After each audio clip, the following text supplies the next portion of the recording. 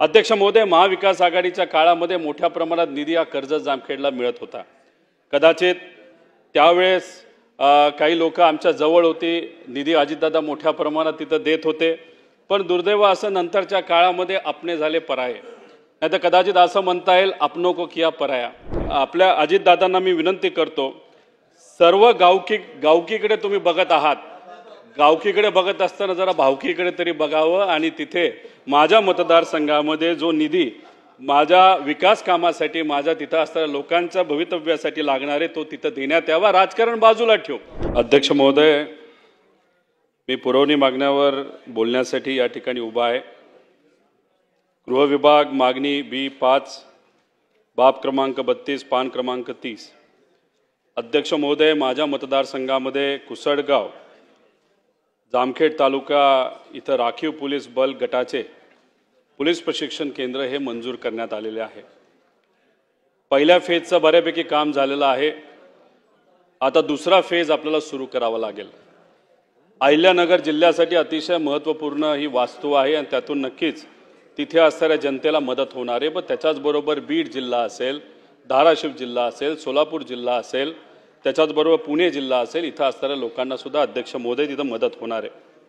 त्याच्याचबरोबर अध्यक्ष महोदय, कर्जत शहरासाठी आणि जामखेड शहरासाठी आपण अनेक CCTV कॅमेरे मंजूर केले होते, एक सेंट्रलाइज सिस्टम सुद्धा मंजूर केली होती, त्याला सगळ्या मान्यता सुद्धा अध्यक्ष महोदय मिळालेल्या आहेत। पण दुर्दैव असं सरकार बदलल्यानंतर तिथं निधी देण्यात आलेला नाही।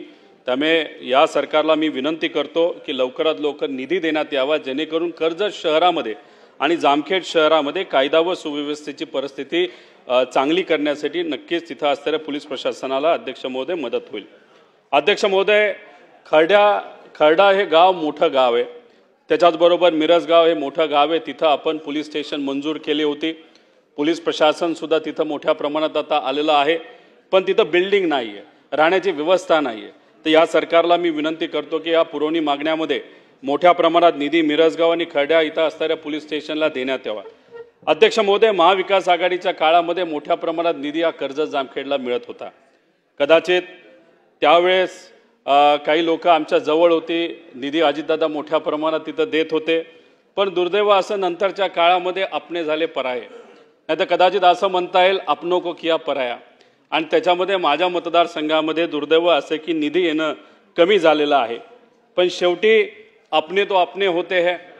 त्यामुळे आपल्या अजितदादांना मी विनंती करतो, सर्व गावकीकडे तुम्ही बघत आहात, गावकीकडे बघत असताना जरा भावकीकडे तरी बघावं आणि तिथे माझ्या मतदारसंघामध्ये जो निधी माझ्या विकास कामासाठी, माझ्या तिथं असणाऱ्या लोकांच्या भवितव्यासाठी लागणारे तो तिथं देण्यात यावा, राजकारण बाजूला ठेवू। ज्याला कोणाला भूमिपूजन करायचं त्याला करून द्या, पण अनेक मागण्या माझ्या मतदारसंघातल्या आणि खास करून गृह विभागाच्या आम्ही तिथं मांडलेल्या आहेत, मंजूर सुद्धा आहेत, फक्त निधी तिथं दिला गेला नाही, तो निधी तिथं देण्यात यावा अशी विनंती इथं अध्यक्ष महोदय करतो। ज्ञानराधा मल्टीस्टेट सोसायटी ही बीड जिल्ह्यामध्ये असणारी एक सोसायटी अध्यक्ष महोदय, 4-5 हजार कोटीचा त्याच्यामध्ये भ्रष्टाचार झालेला आहे। माझ्या मतदारसंघामध्ये आणि खास करून जामखेड तालुक्यामध्ये सुद्धा तिथे असणाऱ्या 6 ते 6.5 हजार लोकांचे 90 कोटीपेक्षा जास्त पैसा तिथं अडकलेला आहे। त्यामुळे सरकारला विनंती करतो त्याच्यामध्ये लक्ष घालून की ज्ञानराधा मल्टीस्टेट सोसायटीमधल्या ज्या ठेवी आहेत त्या गरीबाला परत अध्यक्ष महोदय तिथं मिळाव्यात।